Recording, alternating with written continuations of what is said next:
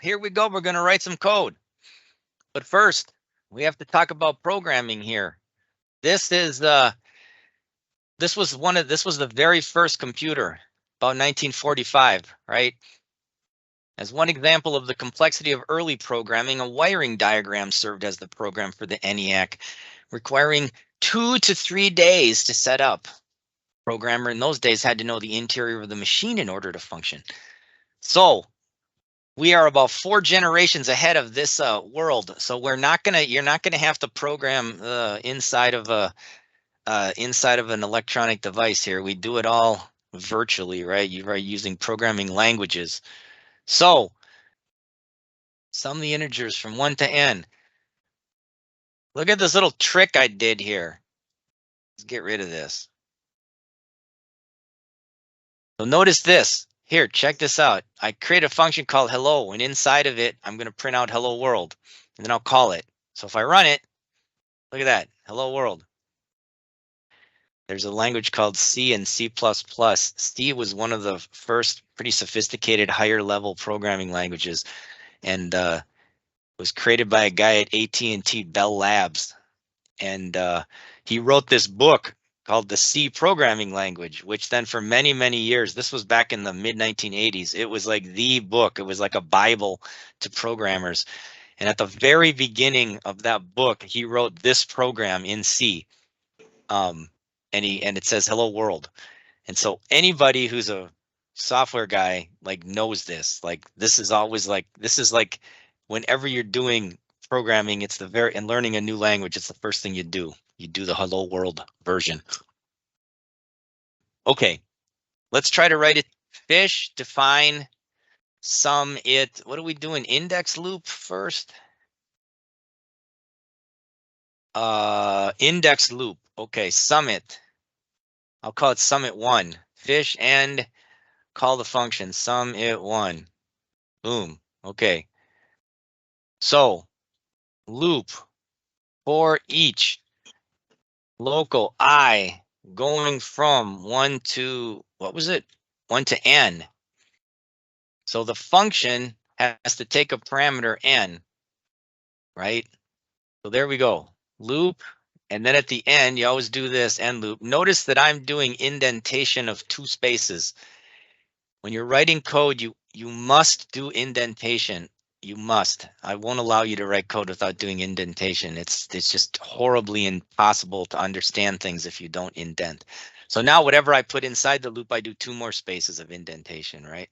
And we're supposed to sum these things. So let's check this out. So I'm going to put a local variable.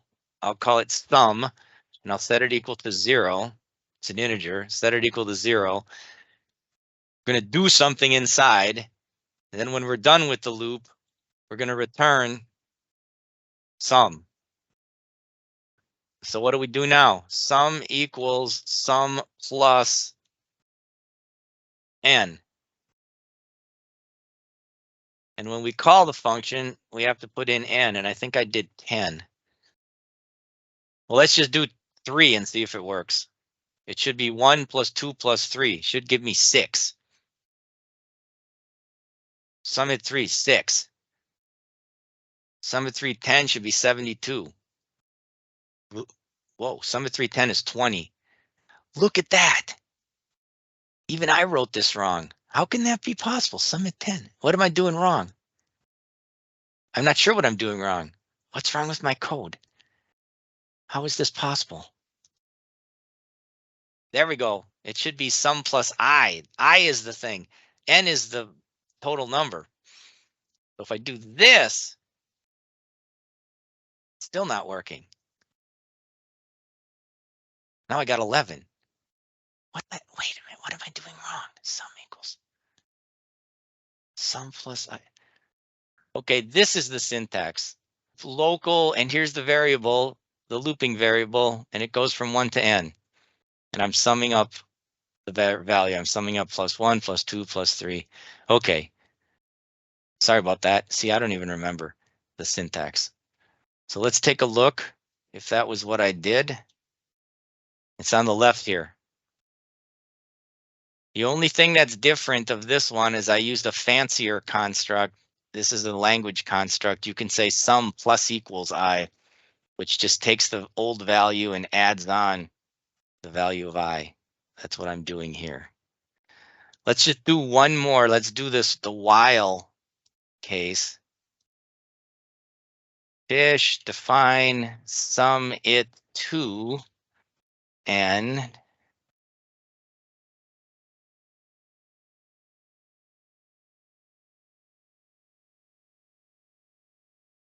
local I equals 1.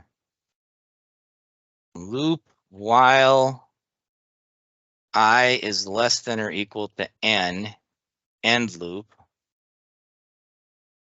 I still have to have a sum here. Local sum equals 0, right?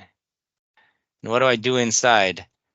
I say sum equals sum plus I, but then I have to increment I. So I equals I plus 1. I keep oh, whoops. And now I have to return sum after I've computed it. Okay, so let's run it.